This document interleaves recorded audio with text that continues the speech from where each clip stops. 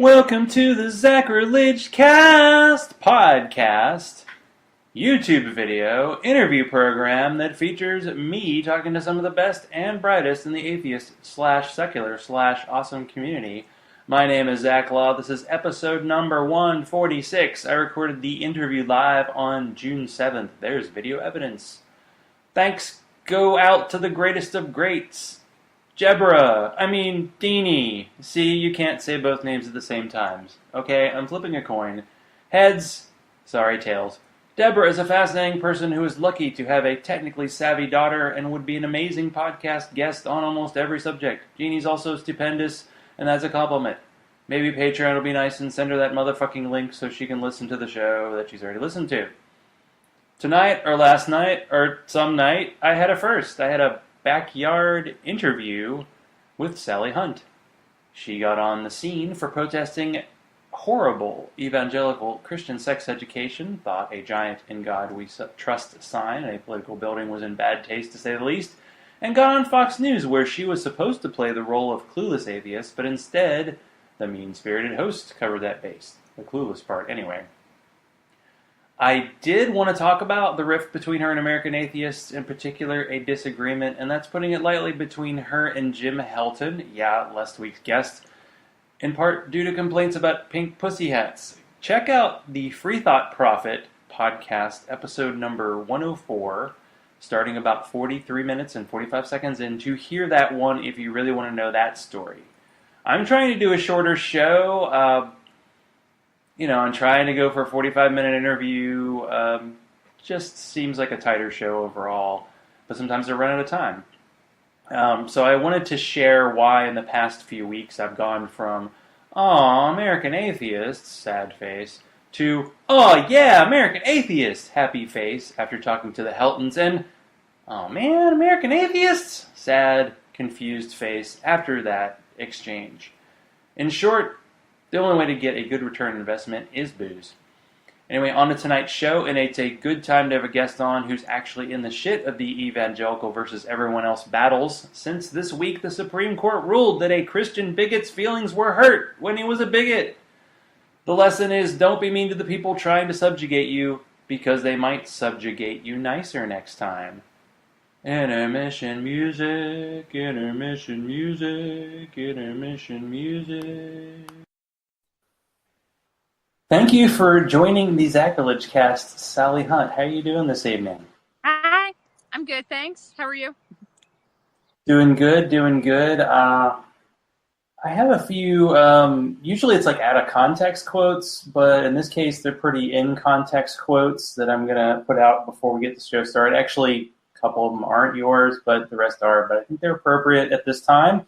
And if they don't make sense to the audience, they will by the time we finish talking. Men are afraid that women will laugh at them. Women are afraid that men are going to kill them. Who said that? Yeah, Margaret Atwood said that quote. Okay. Mm-hmm. In this movement, you have a choice between being a personality and a leader.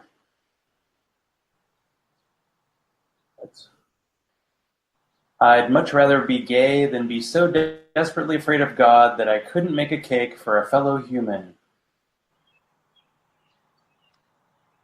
And I feel like this is the best one. There's no mention of microwaves in the Constitution. Oops. Yeah. That was the best. But we'll just let that one simmer for those who haven't checked out. And if you haven't, what's up with you? Anyway, that's why you're here tonight. So let's start at I don't know if this is the beginning of your kind of activist journey, but what is Thrive and what is Best Choice? Yes. So, Thrive, Best Choice. Oh gosh, where to begin? So Thrive is a local crisis pregnancy center in the St. Louis area, St. Louis, Missouri. And so for anyone who's not familiar with what a crisis pregnancy center is, they're a fake clinic. They pose as like a women's healthcare center that offers abortion services like Planned Parenthood. The entire purpose is to trick pregnant women who might be considering an abortion into coming in. And so the goal is to get these women in there, thinking that it's a medical facility. And then once they're in there, the whole purpose is to give them false information, scare tactics about abortion. They use religion to guilt and shame the woman. They coerce the woman into an ultrasound, and the entire purpose is to make sure that the woman will never consider an abortion as a choice. It's run by Christian fundamentalists, right-wing, anti-choice people. So anyway, that's what Thrive is, a crisis pregnancy center. But the thing is that they're also in public schools teaching abstinence only, sex ed, I put in quotes, fake sex ed propaganda, abstinence only until marriage. And this is a nationwide problem, but there are different organizations just like Thrive, different Christian fundamentalist organizations. But here in St. Louis, it is Thrive. Best Choice is the name of the abstinence only program in public schools, teaching kids, this Christian fundamentalist morality perspective about that you are dirty if you have sex before marriage, that you're gross, that you're that you're almost guaranteed to get a sexually transmitted infection. No emphasis on the effectiveness and importance of using condoms and birth control. And it's all about scare tactics, irrational fear about sex and sexuality, creating shame about your kids' normal, healthy sexual desires, sexuality. It's all very heteronormative. Being gay is not discussed. Being LGBT, being bi, being transgender, it's all very based on stereotypical gender roles as well, about boys and girls. And it's very harmful. It's not medically accurate at all. So I've been doing a lot of activism since I found out that they were in public schools to expose them and get them out. And we have been successful getting them removed from some public schools, not all. But when you first reached out, didn't you have to actually get their curriculum? Like, it wasn't actually available? Right. And so that's the thing. It's really easy to expose them because they try to hide from the public. They try to hide their curriculum from the public. And so they, when I first reached out and I found out that they were in 20 public school districts, I just started by asking to see the curriculum. I said, I just want to see what you're teaching these kids. And it turned out that no public school district had their curriculum available.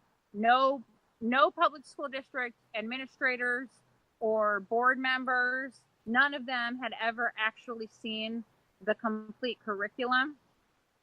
They were all just taking Thrive, this Christian fundamentalist organization, they were all just taking Thrive at their word when Thrive said that it was a 100% medically accurate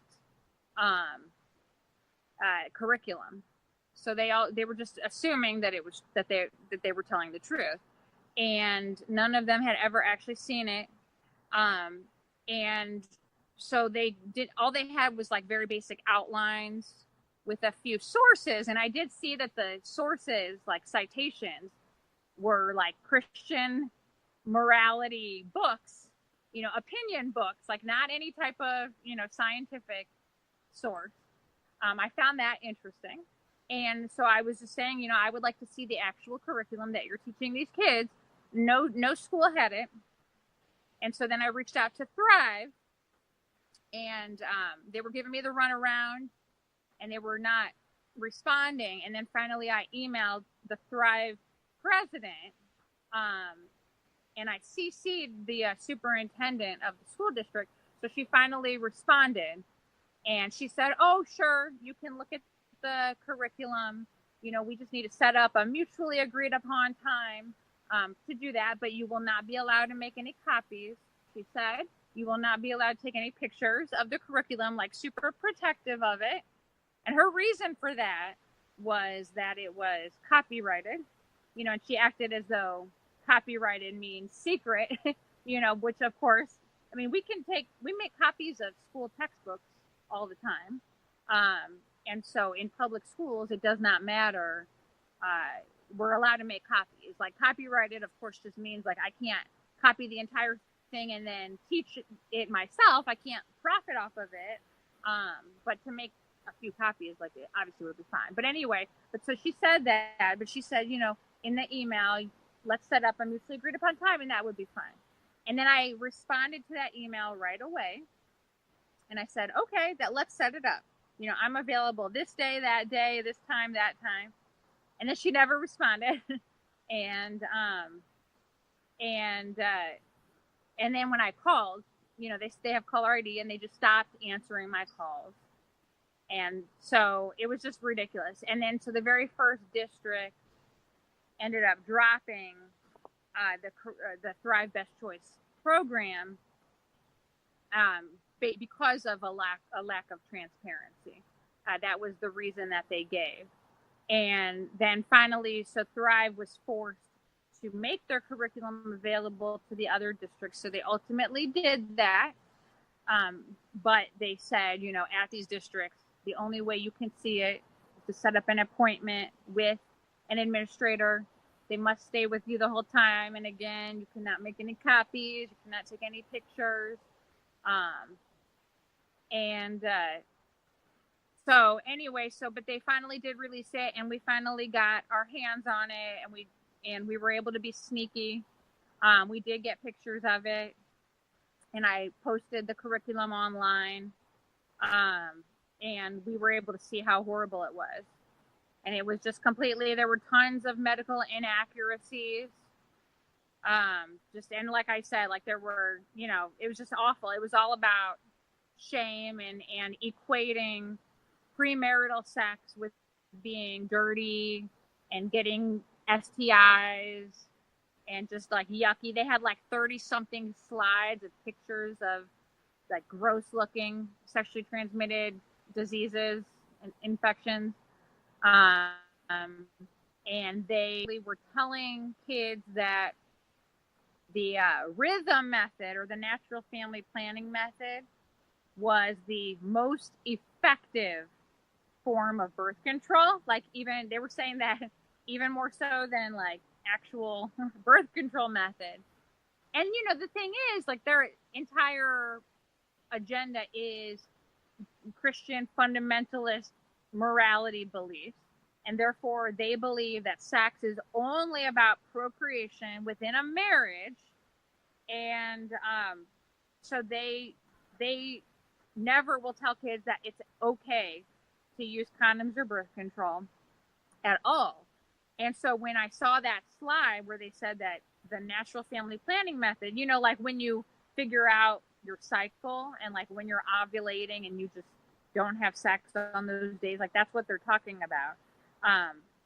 And it's just awful and harmful, you know, to tell kids this, of course, because not only would they still be able to get STIs because they're not even using condoms in that situation. Kids, young girls are not, their cycles aren't even regular anyway. They can't figure out when they're ovulating to skip those days. And sperm can live within your body for up to 72 hours. But so the citation for that they gave was the Archdiocese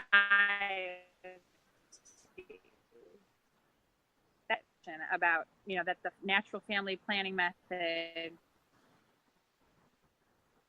is the most of birth. So it was, and we have been asking who wrote this curriculum, and they have never told us. I don't know if you're there. I just see your picture right now. Yeah, there's a little bit of a lag. So you're located in St. Louis, Missouri, is that right?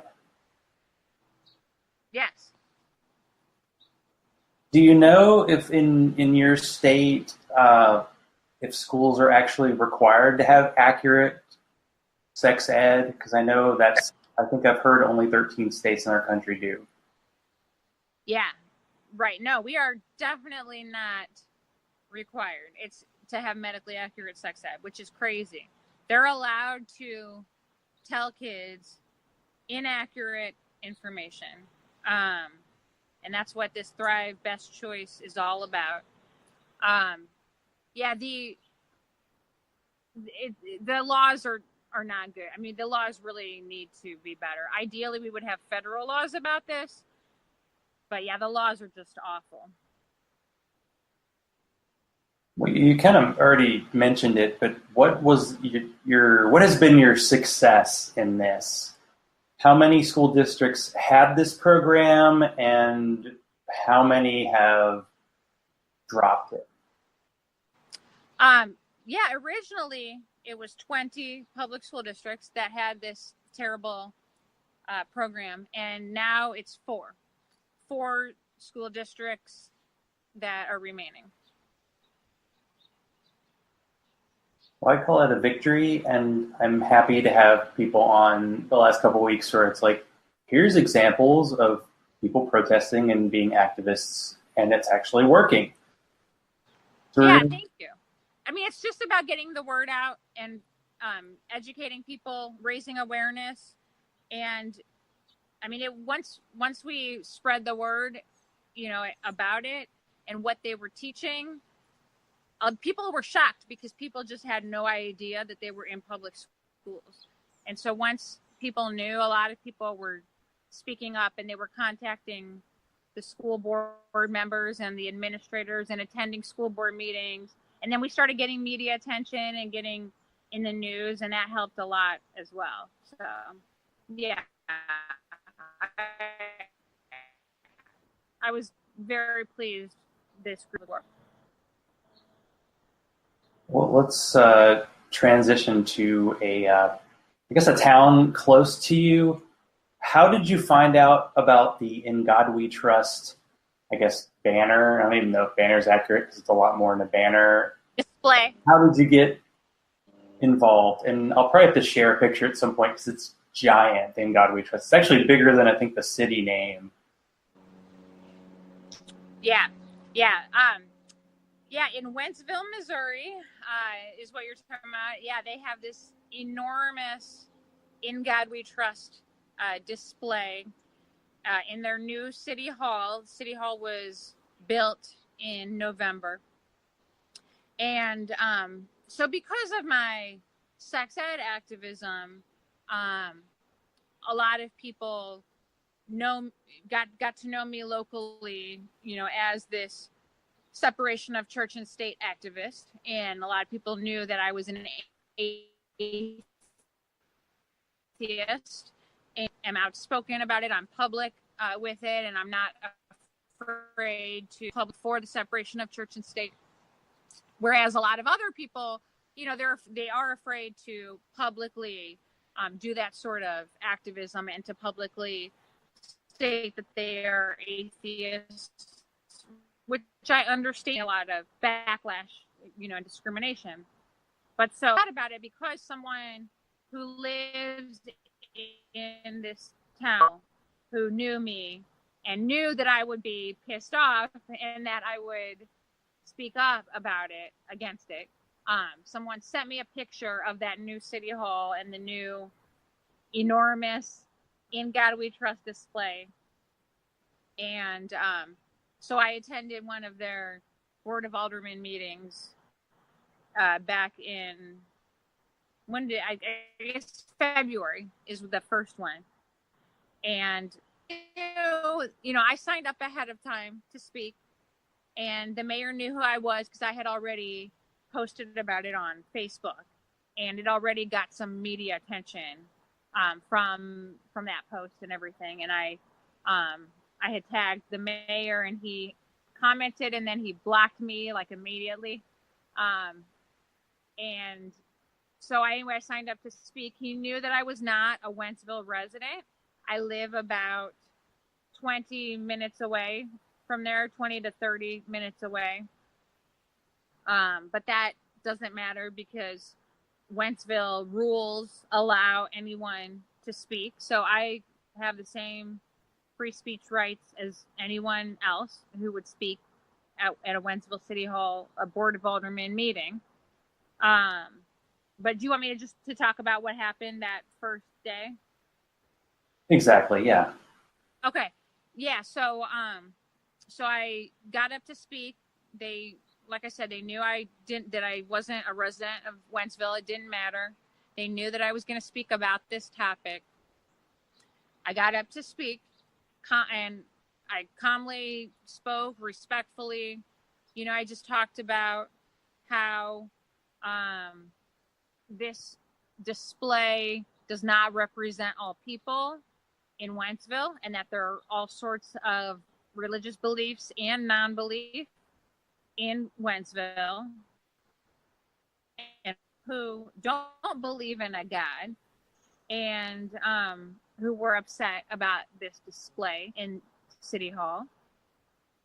And because they were afraid to speak up publicly for fear of hostility and resentment, and backlash and discrimination. And I talked about, when I spoke, I talked about how that display that says "In God We Trust" contributes to that sort of an environment, an intimidating environment where we atheists are discriminated against. And so anyway, I discussed that. And then when the mayor cut me off, and he said, your 5 minutes is up. And my 5 minutes, it turns out, was not actually up. He interrupted me early. He cut me off at 4 minutes and 35 seconds. And he said, your 5 minutes is up. And then, and I was ready to just go sit down at that point. But then he basically was accusing me of lying. So he responds and he says, well, you mentioned people in Wentzville who are opposed to this display. However, none of them are here tonight, so let it be known that, that's just hearsay. That's just hearsay, because people in Wentzville are never afraid to let me know when they're opposed to something or when something. They were said, are you calling me a liar? And I said, because actually I just told you why those people aren't here tonight. It's because of the fear of discrimination and backlash against them. And then he said, well, no, but it's just hearsay that those people exist because they're not here tonight. And I said, but again, I've explained to you why they're not actually here. And then he said, I'm going to have you taken out of this meeting. I'm going to have you kicked out. And I went to go sit back down.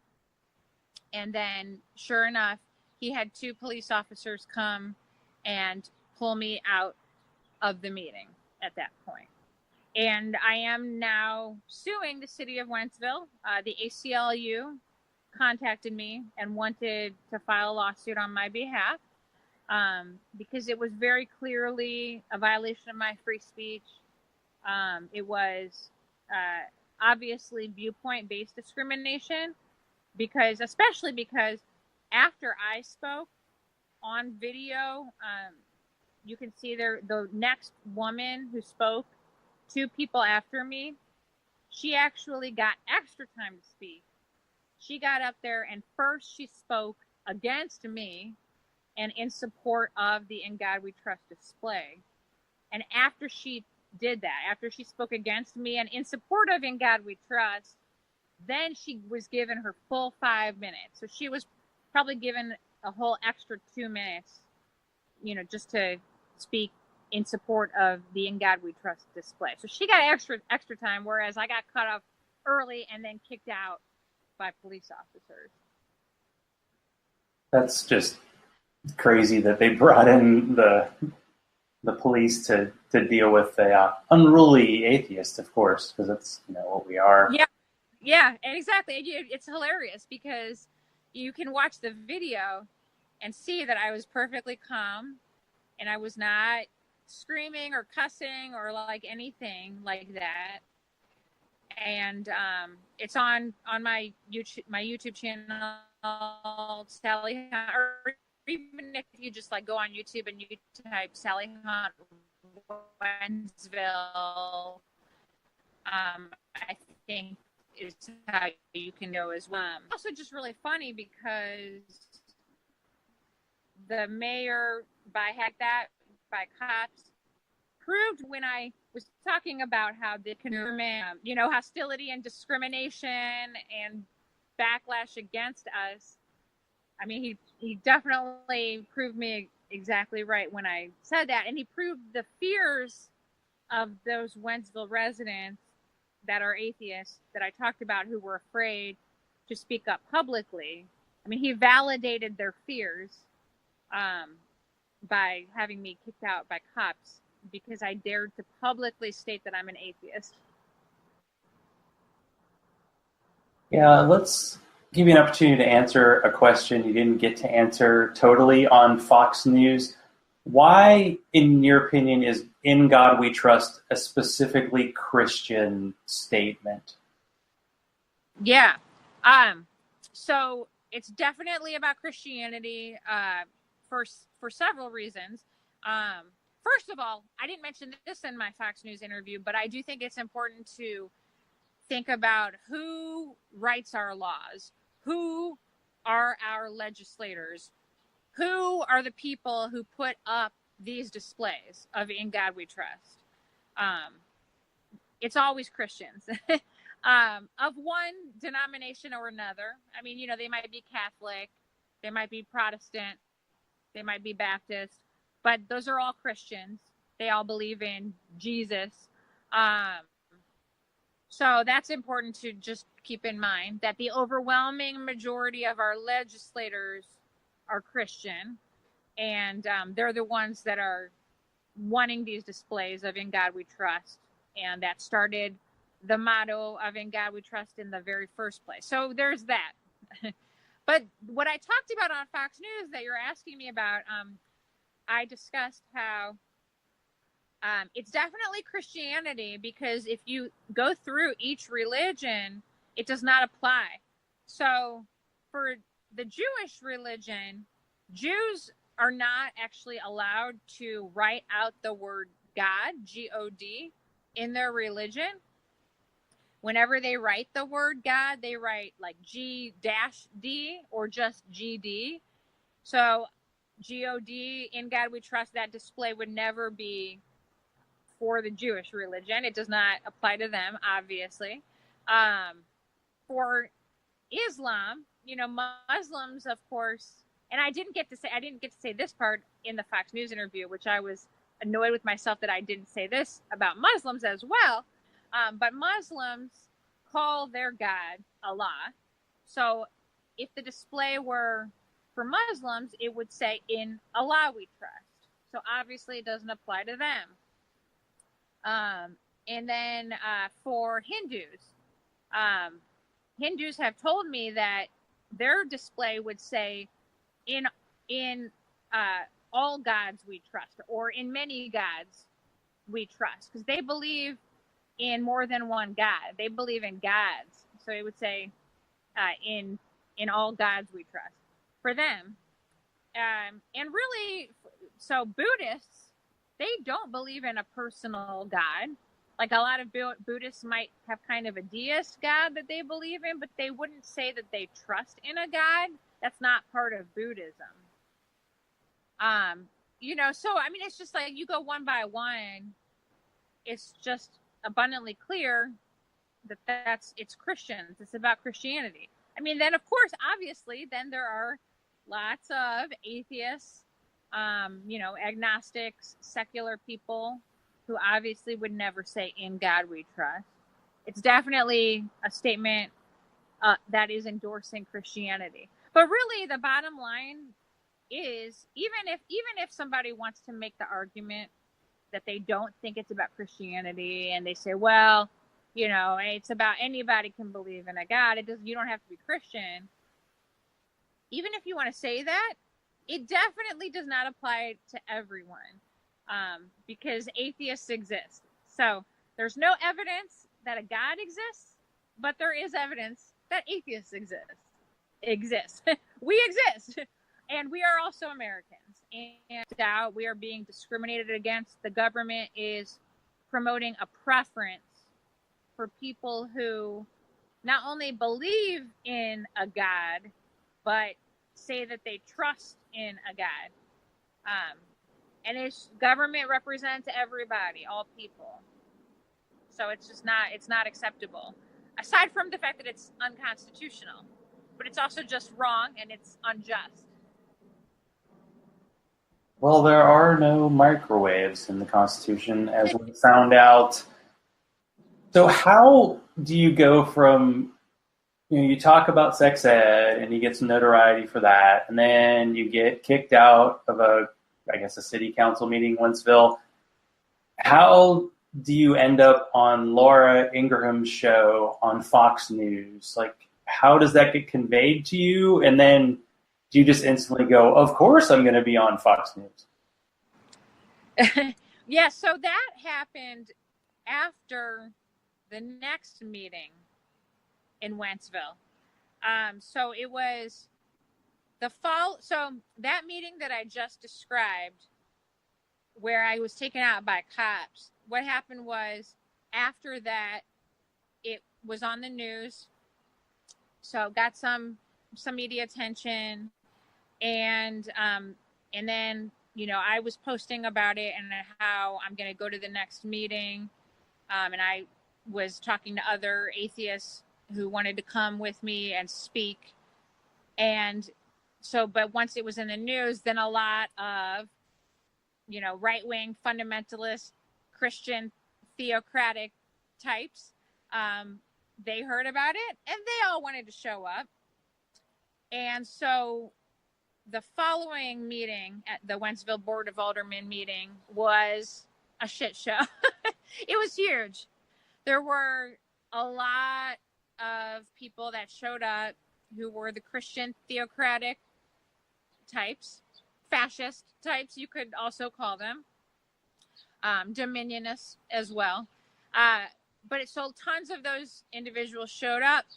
They were holding signs that said, "We support In God We Trust." And it was funny because they were standing out front of City Hall before the meeting, and I was talking to a lot of them, and I did a Facebook Live video where I was talking to them, and it's really interesting and amusing to see, and depressing. Depressing to see how a lot of these people think. But so there were just a lot of these people, and so it was, and then the media was there covering it, and a lot of those individuals got up and spoke, and of course they were very overt with talking about Christianity, talking about the Bible, no doubt about it that the motto is about Christianity.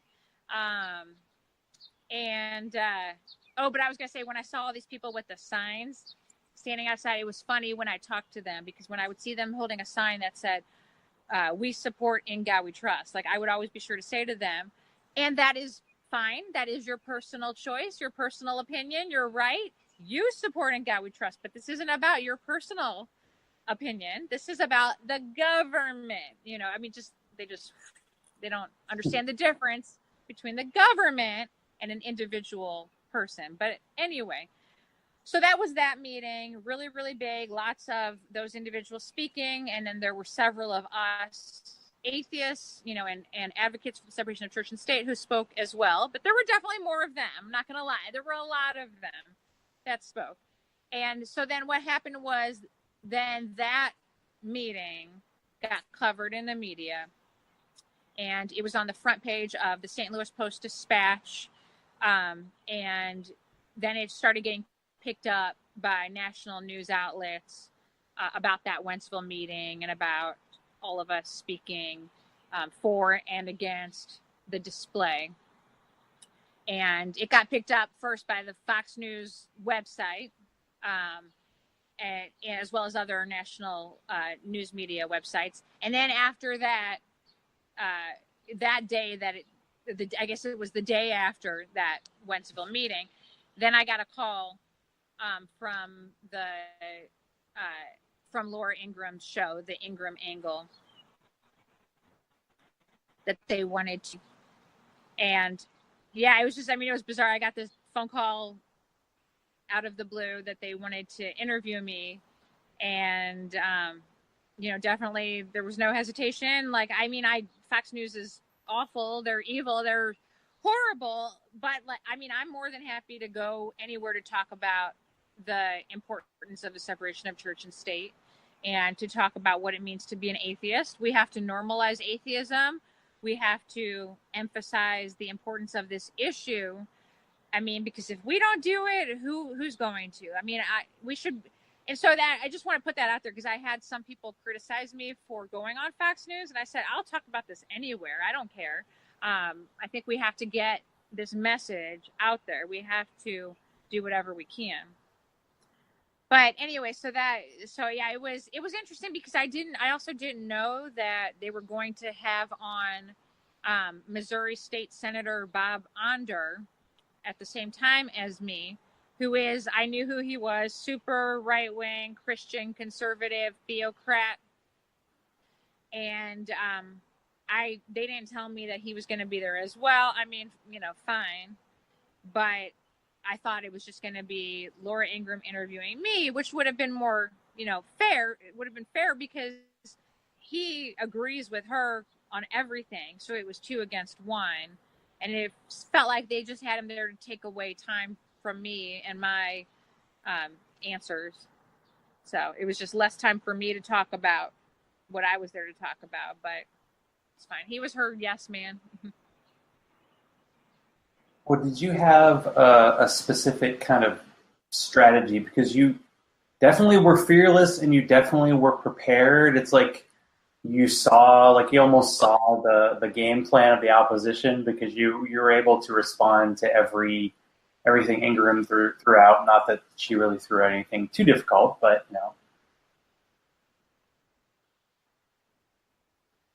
What was it? I guess I really I had to prepare. Sorry, there's a delay. I know. Oh, I'm sorry. I didn't hear the last thing you said. I was just saying, how did you prepare for the show? Oh yeah. I mean, at that point, I had been talking about this issue so much, thinking about this issue so much, that I think at that point I had already prepared a lot of talking points about why the display of "In God We Trust" in government is unconstitutional.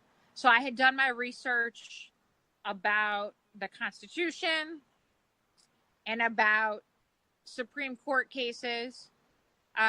So that was a lot of it was just going back over. I mean, I had already been doing that, studying that stuff because I had been wanting, to be prepared prior to the Wentzville meeting when I was going to be talking about this. And, just if anybody asked me about it, and I had been engaging in Facebook debates about it a lot as well. But so there was that. I definitely reviewed, the Constitution and the First Amendment, and then Supreme Court cases about the First Amendment Establishment Clause and applying it. And so that's why, like you saw in that Fox News interview, I mentioned the Lemon Test. I think that's huge. For me, that should end the debate right there, because there is just, it doesn't make any sense because of the Lemon Test. I mean, a government action cannot happen unless it is secular in nature. Like it has to have a secular purpose. And I don't understand how anyone can even pretend to make the argument that saying "in God we trust" could be secular. It's just a lie. Um, but anyway, I just reviewed that stuff, and I just went back over my arguments about why it's abundantly clear that "in God we trust" is Christian, and why it's a violation of the First Amendment Establishment Clause of the Constitution, and so I was focused on that stuff. Now, you didn't seem to have any fear talking about Thrive or going to Wentzville or even being on Fox News, but what was it like after you were done and getting the threats and the hate that you got as a result of being a public atheist? Yeah, I mean, it was definitely. I didn't expect it to be as bad as it was, but I also have seen the viciousness and the hatred before. But I will say it's on a whole other level when you're on Fox News. I mean, and obviously those individuals, those hateful right-wing Christian theocratic types, that's obviously what they're watching. They're watching Laura Ingraham. They're watching Fox News. And the second, I swear, it's the second that show ended, my interview on Laura Ingram's show, the second it ended, my phone was like buzz, buzz, buzz, like notification, notification. And it was my Twitter. And I just really quickly, I glanced at a couple of them, and it was like, you're ugly, like your voice is, it was like, you just vicious, misogynistic, ad hominem attacks about my physical appearance, about my voice, just, and the thing is, they have really nothing to debate me about the issues. It was not because they know that we are in the right. Like the Constitution, the separation of church and state is abundantly clear. So those tweets, those hateful tweets, were not trying to argue the actual substance of the points that I made on the show. It was just trying to take me down and insult my looks and my voice and my nose, and it's like, that's the thing, is that I'm secure in myself, and secure to put yourself out there as an atheist, because they will try to rip you to shreds, especially as a woman. I mean, to me, that stuff just exposes them. It exposes their biases, their fears. It's sad, but it says a lot about them, and the fact that they try to derail the conversation and distract from the issues, and they try to make it about me.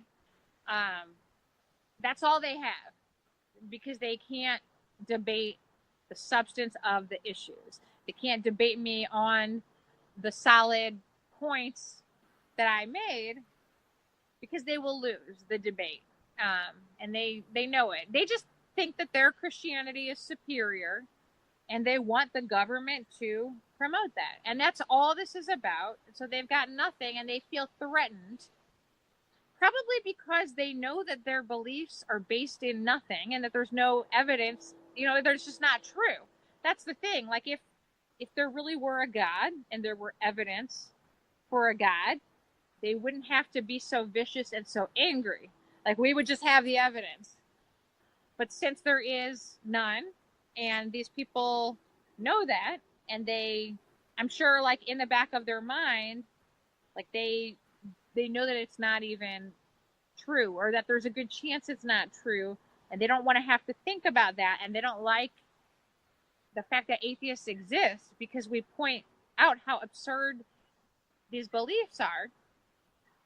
I mean, but at the same time, like that's not even the issue, because they have every right to believe what they want to believe, and I have never once said otherwise.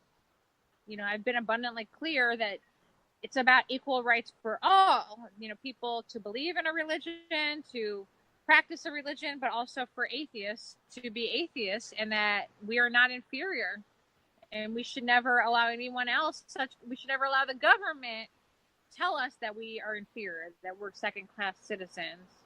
So the attacks I'm used to it at this point, and I definitely got a lot of attacks with my sex ed activism against Thrive, Best Choice, and they Thrive tried to do the same thing. They tried to make it about me, and so it's just what they do, because they can't win on the arguments, on the issues. So it's all they have.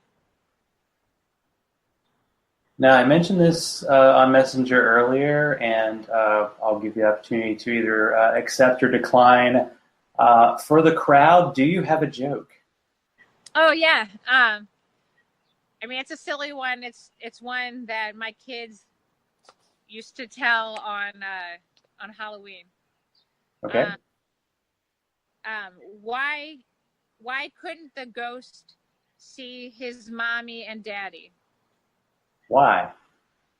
Because they were transparent. Oh, nice.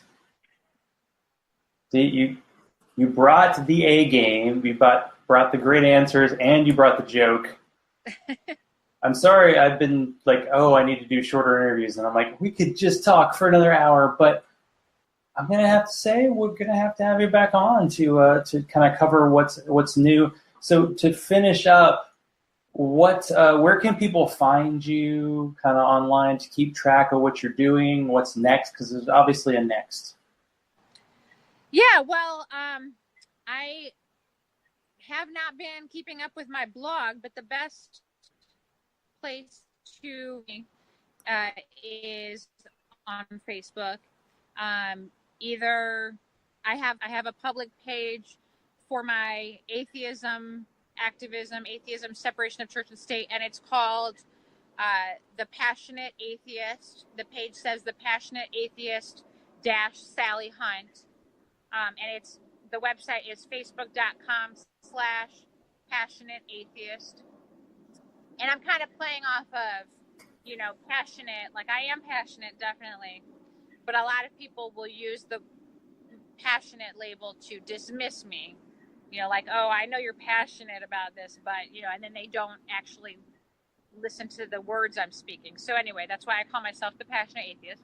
So I'm on Facebook there, but you can also find me on my personal profile, and I'm fine with that. I love connecting with other atheists and separation of church and state activists. And so my name is Sally Hunt, but on Facebook I am Sally Buxbaum Hunt, and my maiden name, which is now my middle name, is spelled Buxbaum. So you can find me Sally Buxbaum Hunt. And then I'm on Twitter at Sally B Hunt, and on Instagram Sally B Hunt as well. So you could find me at any of those places. Like, what's next? I mean, I actually am starting the PhD program in the fall for counseling. So I'll be getting my PhD in counseling, and working on my LPC, licensed professional counselor, for going into private practice as a counselor as well. And I plan to do, for my research in my PhD program, research about sex education. It's definitely something that we need as much research and evidence for as possible to demonstrate how necessary quality, comprehensive sex ed is for kids. So I want to do whatever I can for that. But I definitely look forward to this program and to working as a counselor. I want to focus not only on sex ed and being a sex therapist, but also on helping survivors of rape and sexual assault, And also, definitely, I want to focus on helping people who are leaving religion, recovering from religion. I think that people really, really need a good, qualified counselor who understands the needs of people who are coming out of a religious background and who are um, breaking free from that. And especially if your entire family and your entire community is religious and there's so much shame involved. So I really want to do a lot to help people with that as well. Well, that is excellent. Everything will be linked in the show notes. And if you're watching this on YouTube and thinking, hey, where'd the intro and outro go? Well, you have to go to iTunes or Podbean or Google Play or one of those podcatchers to get the entire show. So please do that. And can I plug my YouTube? I'm sorry. Sure, yeah. It'll all be included, but please do. Okay, I was just going to say, I can't believe I forgot to say that. My YouTube channel, youtube.com/Sally Hunt Atheist. And my name's Sally Hunt on YouTube as well. I've got some videos there. So. Yes, you do. If you want an extended review of the Fox News appearance, you definitely need to watch that. So once again, thank you, Sally, for being on the Zachrilege cast. Thank you.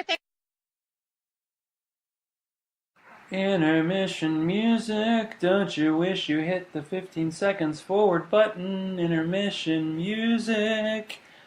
A couple of random thoughts before we get to tonight's live read. Imagine if the 11th commandment was thou shalt seek out the clitoris, or thou shalt pleasure thine woman, or man, or gender fluid thou.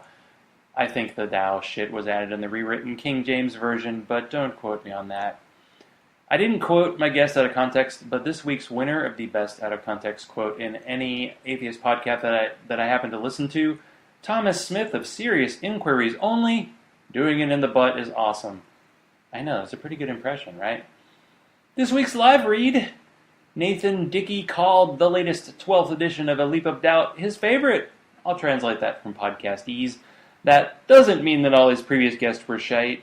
Maybe it does. Come on, we don't stir shit up at the Zachrilege cast. Shit. I'm using the first person plural. Next thing you know, I'll not drink during an episode. He talked with Justin Clark about Robert Ingersoll and the Golden Age of Free Thought, which is not now. Nathan is smarter than me because he has the best atheist podcast starting with letter A, or at least it's the only one in my podcast feed. You decide. If you want to support the show, be like Bobby, Hugh, Teote, Larry, Daryl, and the other Daryl, one of those is me, and support the show on Patreon at patreon.com/Zachrilege, Zachrilege. Follow me on Twitter, like my Zachrilege Cast page on Facebook, and send all guest ideas and cocktail recipes to zachrilege.cast@gmail.com. Tonight's beverage was a Shiraz called Gumdale. It's fruity and winey. Thank you to Sally Hunt for being on this week. I'm going to co-opt the Decemberist song Ben Franklin sing for you as this week's outro. Do you know who the fuck I am? Do you know who the fuck I am? Yeah, do you know who the fuck I am? I am telling Thrive's best choice to fuck off, Sally Hunt. Now go back to Bat News. Next week, I'll have on Marissa Alexa McCool, who can't complete her latest book tour podcast lap without talking to someone who actually read her latest Once Unspoken. Good night.